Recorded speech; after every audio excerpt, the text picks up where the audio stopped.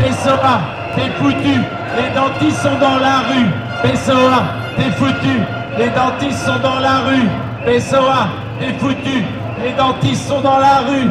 Pessoa, t'es foutu, les dentistes sont dans la rue. Pessoa.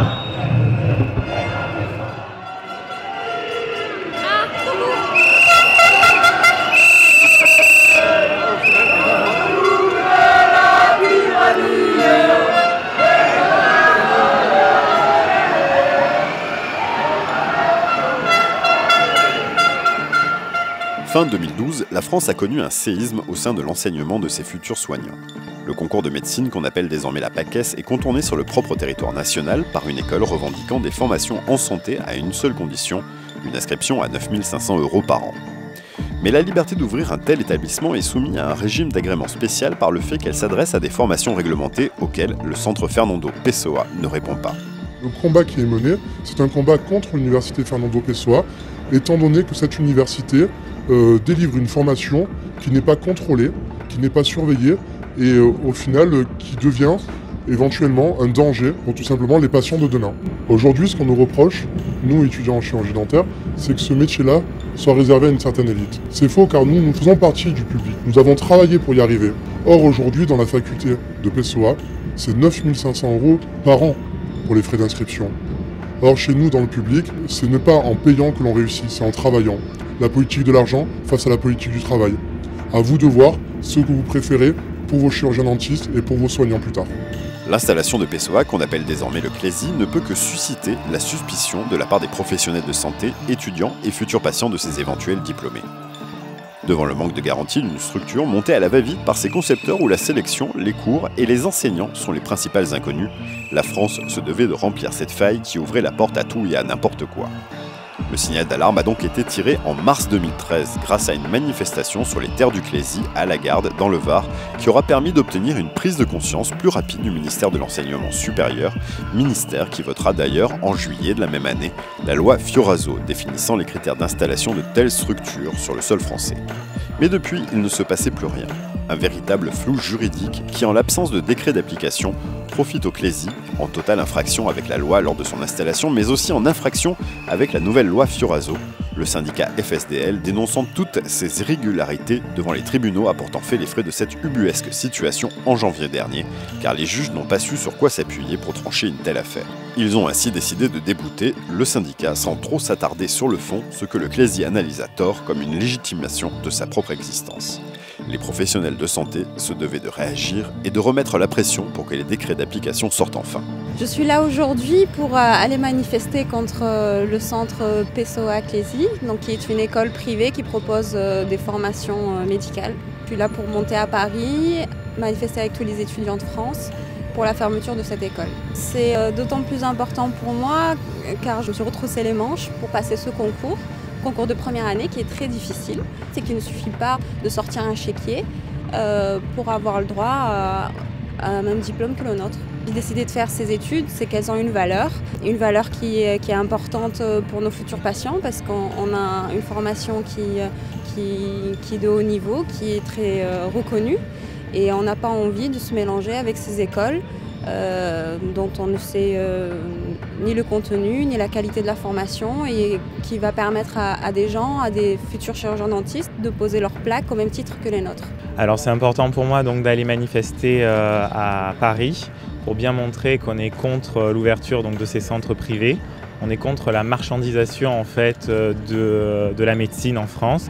En France, il y a un principe, c'est que la sélection en fait se fait au mérite et non pas d'un point de vue financier.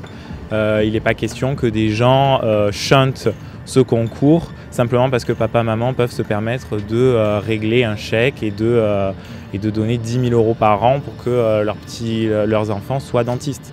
D'autant plus que notre diplôme aura la même valeur que le leur. Sur la plaque, il n'y aura aucune différence, aucune distinction entre des gens qui ont payé un diplôme et des gens qui ont travaillé pour l'avoir. Les patients vont être soignés par des praticiens qui n'auront pas suivi une très bonne formation.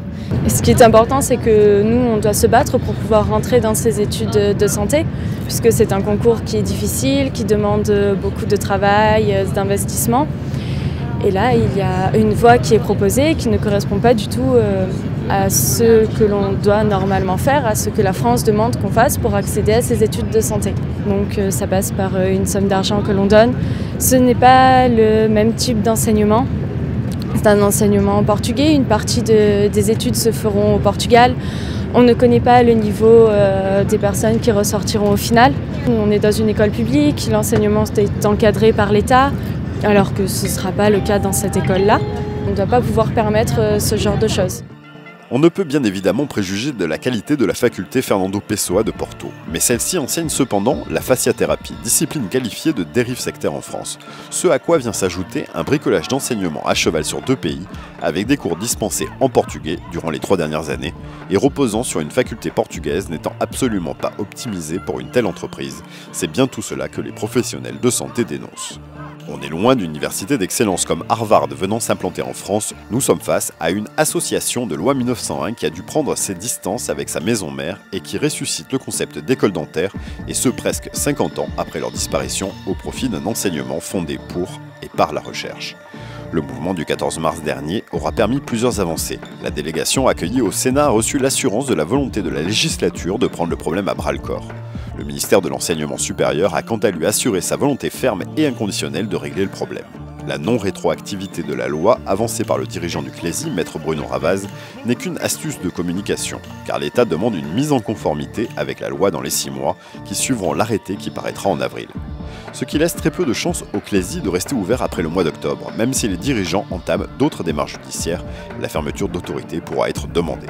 Le secteur de la santé échappe aux Français et avec lui toutes les garanties d'une formation validée par l'État et l'indépendance face aux capitaux des investisseurs étrangers qui dicteront demain les critères de formation des soignants français et européens.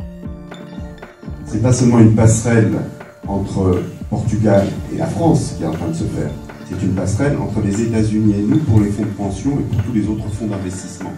Puisque le traité de libre-échange, si vous avez entendu les rapports de M. Obama et M. Hollande, ils sont sur la même longueur d'onde, c'est-à-dire de le faire venir le plus tôt possible. Les professionnels de santé en appellent à l'esprit critique de chacun afin de ne pas accepter tout et n'importe quoi sous prétexte qu'on ouvre une nouvelle voie qui rend service à certains après l'échec à la PACES et pourrait à tort apporter des solutions pour d'autres en ce qui concerne les déserts médicaux par exemple. Il ne faut pas oublier que cette entreprise rapporte avant tout aux dirigeants qui n'ont certainement pas monté cette structure par simple altruisme.